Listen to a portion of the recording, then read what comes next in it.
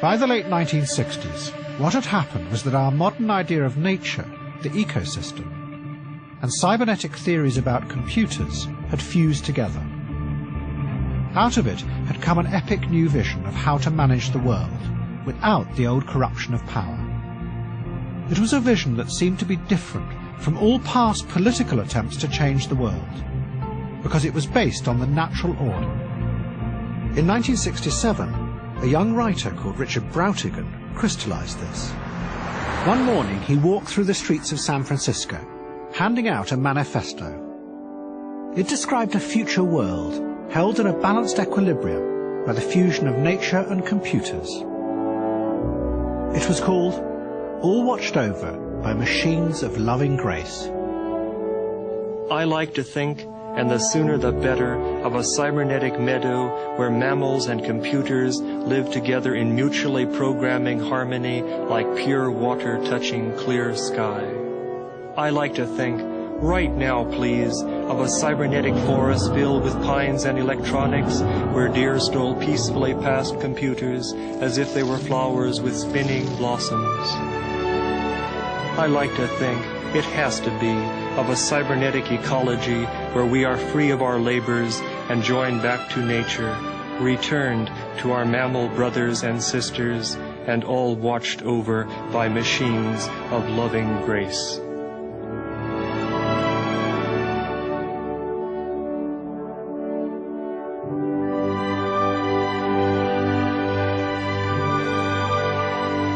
And then the world was hit by a new kind of crisis.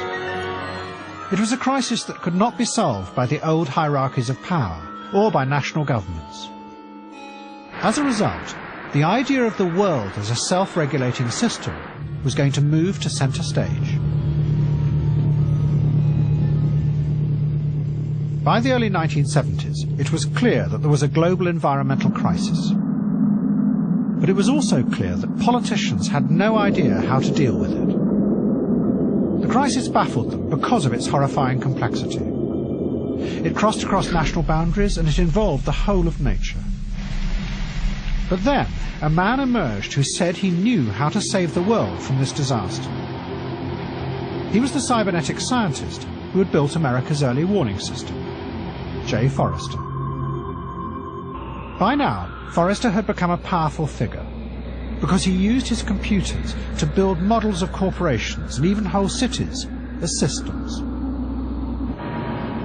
Then Forrester became involved with a think tank called the Club of Rome. They were a group of international businessmen and technocrats who were trying to find a way of solving the environmental crisis. At a meeting in Switzerland, Forrester told them that the only way to do this was to look at the world as an entire cybernetic system. And he would build a model that would do just that in his computer. But our problem is the big problem. Our problem is the hard one, and you're not dealing with the hard problem. And that hard problem was? The world.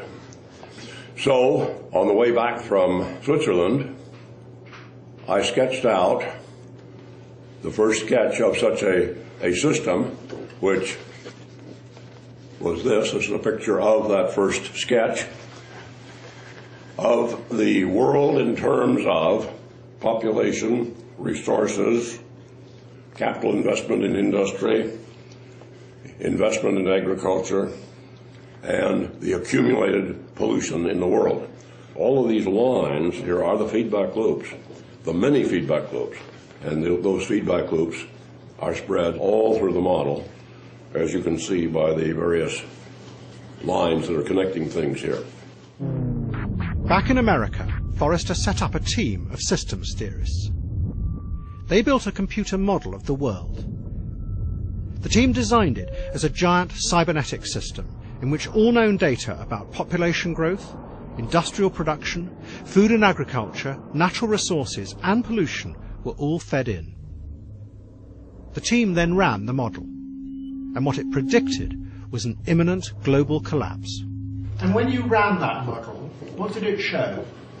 Well, it showed that, in all likelihood, population would overshoot the carrying capacity of the world, and then you would have a collapse of population back to some lower level, and that the standard of living would decline through all that period in a serious way. The model based on current policies lead essentially to disaster, disease, crowding, wars, atomic bombs. It was pessimistic, wasn't it? Well, I consider myself an optimist. The Club of Rome then held a press conference where they announced that the computer had predicted that the world was heading for a disaster. From a very large number of computer runs, making various assumptions, adopting various maxima and minima, there is in fact a general forecast of a breakdown of world society in the first decades of the next century. We regard the MIT report as an extraordinarily important initial pioneering effort. It's opening up a great new field of research on the world as a system. The Club of Rome published a book called The Limits to Growth, which laid out Forrester's world model and its frightening conclusions. It was a bestseller, and it transformed the debate about the environment. Because Forrester's model offered a way of conceptualizing the problem that seemed to be scientific and therefore neutral. His vision of the world as one interconnected system seemed to transcend politics and the petty interests of nations. Then, in Stockholm in 1972, the United Nations held a conference for the first time ever on the world environmental crisis. And the international bureaucrats who ran it turned to this idea of the world as a system to provide the conceptual framework. The world needed to be managed in a new, non-political way to avoid the threat of global collapse. Now, this is the beginning of a debate. Nobody's decided precisely what the limits are. One can question whether it's 2010 where we all collapse or 2050 when we all collapse. But what is absolutely certain is you cannot run a planetary society on the total irresponsible sovereignty of 120 different governments. It simply can't be done. Forrester's apocalyptic predictions dominated the conference. But he also said that his computer model showed the only way of avoiding that disaster. World governments, he said, should give up on any idea of promoting continual growth. Instead, they should create a new kind of steady state for the world. Their job was now to hold the world system in a balanced equilibrium to avoid the collapse. Forrester was arguing for a fundamental shift in the role of politics and politicians. They should give up trying to change the world. And instead, the aim of politics should now be to manage the existing system, to hold it in equilibrium. The idea of growth is in contrast to the idea of equilibrium, where you're maintaining a constant or equilibrium level of population and enough industrial activity to sustain that population, which could lead to a much more desirable steady state equilibrium, a man-made equilibrium of our choice, and live within the boundaries set by the world, by the earth, by the capacity of the earth. Which was a stable world. Which would be a stable, ongoing one.